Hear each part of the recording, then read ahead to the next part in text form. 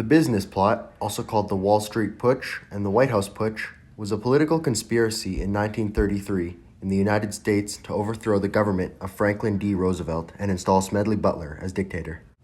Butler, a retired Marine Corps Major General, testified under oath that wealthy businessmen were plotting to create a fascist veterans organization with him as its leader and use it as a coup d'etat to overthrow Roosevelt.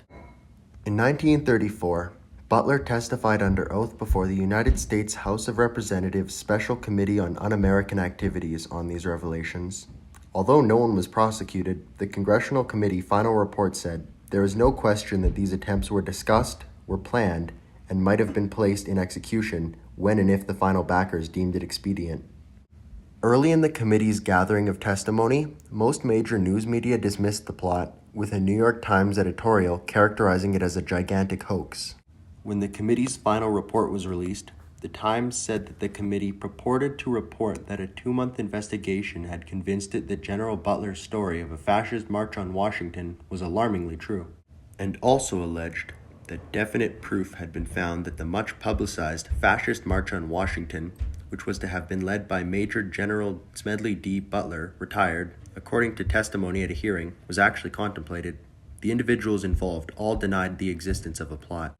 While historians have questioned whether a coup was actually close to execution, most agree that some sort of wild scheme was contemplated and discussed. Background: Butler and the veterans. On July 17, 1932, thousands of World War I veterans converged on Washington, D.C., set up tent camps, and demanded immediate payment of bonuses due to them according to the World War Adjusted Compensation Act of 1924. Which made certain bonuses initially due no earlier than 1925, and all no later than 1945. Walter W. Waters, a former Army sergeant, led his bonus army, in quotes. It was encouraged by an appearance from retired Marine Corps Major General Smedley Butler, a popular military figure of the time. A few days later, after Butler's arrival, President Herbert Hoover ordered the marchers removed, and U.S. Army cavalry troops, under the command of General Douglas MacArthur, destroyed their camps. Butler, although a self-described Republican, responded by supporting Franklin D. Roosevelt in the 1932 U.S. presidential election. By 1933, Butler started denouncing capitalism and bankers, going on to explain that for 33 years he had been a high-class muscle man for Wall Street, the bankers, and big business, labeling himself as a racketeer for capitalism. Reaction to Roosevelt. Roosevelt's election was upsetting for many conservative businessmen of the time, as his campaign promise that the government would provide jobs for all the unemployed had the reverse effect of creating a new wave of unemployment by businessmen frightened by fears of socialism and reckless government spending.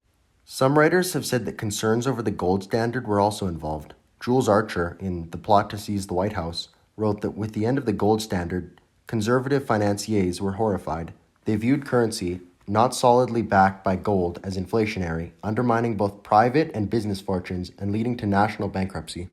Roosevelt was damned as a socialist or communist out to destroy the private enterprise by sapping the gold backing of wealth in order to subsidize the poor. McCormack-Dickstein Committee. The McCormack-Dickstein Committee began examining evidence of an alleged plot on November 20th, 1934. On November 24th, the committee released a statement detailing the testimony it had heard and its preliminary findings. On February 15, 1935, the committee submitted its final report to the House of Representatives.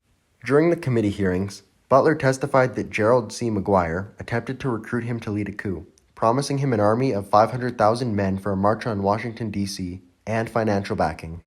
Butler testified that the pretext for the coup would be that the president's health was failing.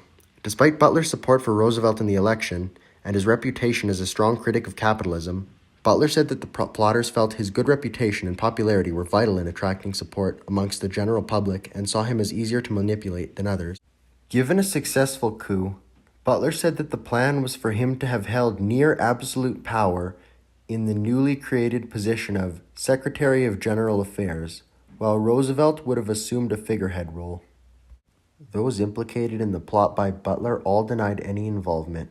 McGuire was the only figure identified by Butler who testified before the committee. Others whom Butler accused were not called to testify because the, and I quote, committee has had no evidence before it that would in the slightest degree warrant calling before it such men. The committee will not take cognizance of names brought into testimony which constitute mere hearsay." End quote. On the final day of the committee, January 29, 1935, John L. Spivak published the first two articles in the communist magazine New Masses, revealing portions of testimony to the committee that had been redacted as hearsay. Spivak argued that the plot was part of a plan by J.P. Morgan and other financiers who were coordinating with fascist groups to overthrow Roosevelt. Historian Hans Schmidt concludes that while Spivak made a cogent argument for taking the suppressed testimony seriously, he embellished his article with his, quote, overblown claims regarding Jewish financiers, which Schmidt dismisses as guilt by association, not supported by the evidence of the Butler-McGuire conversations themselves. On March the 25th, 1935, McGuire died in a hospital in New Haven, Connecticut at the age of 36. His attending doctor at the hospital attributed the death to pneumonia and its complications, but also said that the accusations against McGuire had led to his weakened condition and collapse, which in turn led to the pneumonia. Butler's testimony in detail. 1933. On July 1st, 1933, Butler met with McGuire and Bill Doyle for the first time. McGuire was a $100 a week bond salesman for Wall Street banking firm Grayson Murphy and Company, and a member of the Connecticut American Legion. Doyle was commander of the Massachusetts American Legion. Butler stated that he was asked to run for national commander of the American Legion. On July 3rd or 4th, Butler held a second meeting with McGuire and Doyle. He stated that they offered to get hundreds of supporters at the American Legion convention to ask for a speech. McGuire left a typewritten speech with Butler that they proposed he read at the convention. Quote, "It urged the American Legion convention to adopt a resolution calling for the United States to return to the gold standard so that when veterans were paid the bonuses promised to them, the money they received would not be worthless paper." End quote. The inclusion of this demand further increased Butler's suspicion. Around August 1st, McGuire visited Butler alone. Butler stated that McGuire told him Grayson Murphy underwrote the formation of the American Legion in New York, and Butler told McGuire that the American Legion was, quote, "nothing but a strike-breaking outfit," end quote. Butler never saw Doyle again. On September 24th, McGuire visited Butler's hotel room in Newark. In late September, Butler met with Robert Sterling Clark. Clark was an art collector and heir to the Singer Corporation fortune. McGuire had known Clark when Clark was a second lieutenant in China during the Boxer Rebellion, where he had been nicknamed the Millionaire Lieutenant. 1934. During the first half of 1934, McGuire traveled to Europe and mailed postcards to Butler. On March 6th, McGuire wrote Clark and Clark's attorney a letter describing the Croix de Feu, a nationalist French league of the interwar period. On August 22nd, Butler met McGuire at a hotel, the last time Butler met him. According to Butler's account, it was on this occasion that McGuire asked Butler to run a new veterans organization and lead a coup attempt against the president. On September 13th, Paul Comely French, a reporter who had once been Butler's personal secretary, met McGuire in his office. In late September, Butler told Veterans of Foreign Wars, VFW, Commander James E. Van Zandt, that co-conspirators would be meeting him at an upcoming Veterans of Foreign Wars convention. On November 20th, the committee began examining evidence. French broke the story in the Philadelphia Record and the New York Post on November 21st. On November 22nd, the New York Times wrote its first article on the story and described it as a gigantic hoax. Committee reports. The Congressional Committee Preliminary Report of November 24th, 1934, said, "The committee has had no evidence before it that would in the slightest degree warrant calling before it such men as John W. Davis, General Hugh Johnson, General Harbord, Thomas W. Lamont, Admiral Sims, or Hanford McNider. The committee will not take cognizance of names brought into the testimony which constitute mere hearsay. This committee is not concerned with premature newspaper accounts, especially when given and published prior to the taking of the testimony. As a result of information which has been in possession of this committee for some time, it was decided to hear the story of Major General Smedley D. Butler and such others as might have knowledge germane to the issue. The Congressional Committee final report, released on February 15th, 1935, said, "In the last few weeks of the committee's official life, it received evidence showing that certain persons had made an attempt to establish a fascist organization in this country. No evidence was presented, and this committee had none to show a connection between this effort and any fascist activity of any European country. There is no question that these attempts were discussed, were planned, and might have even been placed in execution, when and if the financial backers deemed it expedient. This committee received evidence from Major General Smedley D. Butler, retired, twice decorated by the Congress of the United States. He testified before the committee as to conversations with one Gerald C. McGuire, in which the latter is alleged to have suggested the formation of a fascist army under the leadership of General Butler. McGuire denied these allegations under oath, but your committee was able to verify all the pertinent statements made by General Butler, with the exception of the direct statement suggesting the creation of the organization. This, however, was corroborated in the correspondence of McGuire with his principal, Robert Sterling Clark, of New York City, while McGuire was abroad studying the various forms of veterans organizations of fascist character." Contemporaneous reaction. On November 21st, 1934, one day into the committee gathering testimony, the New York Times ran an article with the headline, quote, "General Butler bears fascist plot to seize government by force," says bond salesman, as representative of Wall Street Group asked him to lead army of 500,000 in march on Capitol. Those named make angry denials. Dick Steen gets charge. End quote.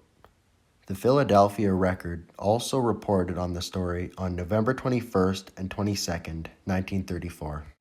On November 22nd, 1934, New York Times editorial published just 2 days into the committee testimony dismissed Butler's story as, quote, "a gigantic hoax," end quote, and a, quote, "bald and unconvincing narrative," end quote. Time magazine reported on December 3rd, 1934, that the committee, quote, "alleged that definite proof had been found that the much-publicized fascist March on Washington, which was to have been led by Major General Smedley D. Butler, retired, according to testimony at a hearing, was actually contemplated," end quote. Thomas W. Lamont of J.P. Morgan and Company called it, in quotes, "perfect moonshine." General Douglas MacArthur, who was alleged to be the backup leader if Butler declined, referred to it as, in quotes, "the best laugh story of the year." By February 16th, 1935, one day after the committee had released its final report, the New York Times had changed its tone, running on page 1 the headline, quote, "Asks laws to curb foreign agitators. Committee in report to House attacks Nazis as the chief propagandists in nation. State Department acts check activities of an Italian consul.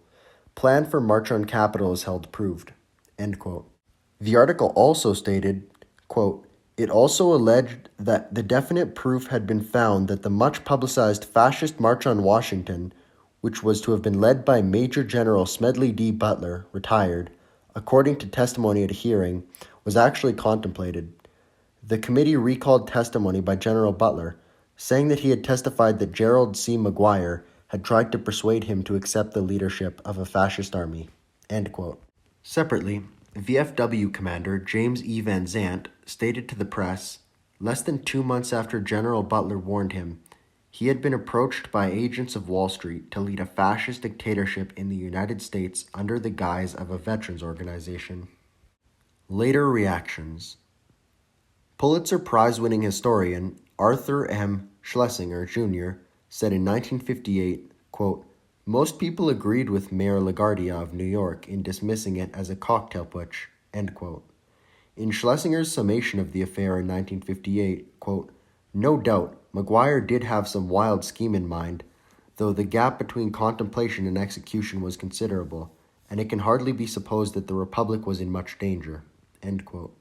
Historian Robert F. Burke wrote, Quote, at their core, the accusations probably consisted of a mixture of actual attempts at influence peddling by a small core of financiers with ties to veterans organizations, and the self-serving accusations of Butler against the enemies of his pacifist and populist causes, end quote.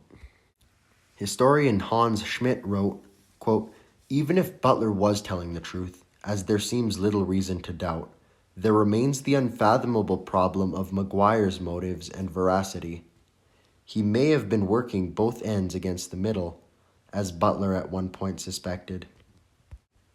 In any case, Maguire emerged from the HUAC hearings as an inconsequential trickster whose base dealings could not possibly be taken alone as verifying such a momentous undertaking. If he was acting as an intermediary in a genuine probe, or as agent provocateur sent to fool Butler, his employers were at least clever enough to keep their distance and see to it that he self-destructed on the witness stand. End quote. Film adaptations. City of Angels, Stephen J. Cannell's 1976 television detective series set in 1930s Los Angeles, featured a 3-part pilot, later released separately on VHS and DVD. The November Plan, end quote, loosely based on the business plot. The business plot inspired the 2022 comedy mystery film Amsterdam, written and directed by American filmmaker David O. Russell, starring Christian Bale, Margot Robbie, and John David Washington as a trio of protagonists who uncover the conspiracy and prevent it from materializing. General Gil Dillenbeck, played by Robert De Niro, is based on Major General Smedley Butler. During the end of the film, a clip of Dillenbeck speaking before the Congressional Committee is played alongside footage of Butler's actual testimony, revealing it to be the same speech. That was my reading of the Wikipedia article for the business plot. Hey, if you enjoyed the video, leave a like or feel free to comment. And if you hated the video, feel free to leave a dislike or a mean comment.